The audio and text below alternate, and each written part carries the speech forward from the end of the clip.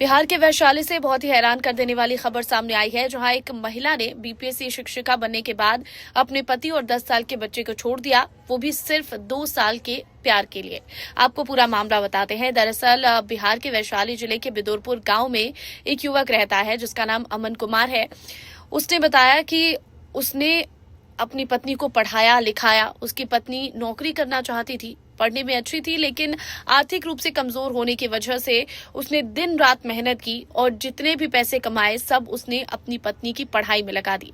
उसका ये भी कहना है कि उसने अपनी पुश्तैनी जमीन तक अपनी पत्नी की पढ़ाई के लिए बेची और उसके बाद जब उसकी पत्नी ने बीपीएससी टियर 2 शिक्षक भर्ती परीक्षा पास की तो उसे ट्रेनिंग के लिए भेज दिया गया। और ट्रेनिंग के दौरान जब वो रहती थी तो तभी उसकी नजदीकियां उसके कॉलेज के फ्रेंड से होने लगी और दोनों घंटों घंटों बातें करते, एक दूसरे के साथ रहते भी थे, आपस में मिलते जुलते थे। वहीं आपको बता दें कि ट्रेनिंग के बाद जब वो शिक्षिका बन गई, अपने घर में रहने लगी, तो पति से आए दिन झगड़ा करती थी और उसके बाद कुछ दिनों पहले वो अपने पति को छोड़कर किराए के मकान में रहने लगी। जब अमन घर पर पहुंचा तो उसने देखा कि पत्नी अपने प्रेमी के साथ आपत्तिजनक स्थिति में है।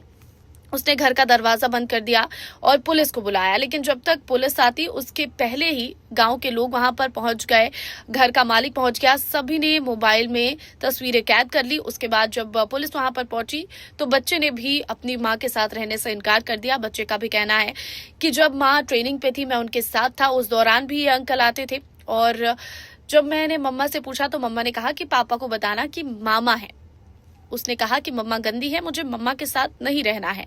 अब अमन का ये कहना है कि उसे न्याय चाहिए क्योंकि उसने अपनी सारी कमाई अपनी पत्नी पर खर्च कर दी, उसकी पढ़ाई पर लगा दी और अब पत्नी बेवफा निकल गई।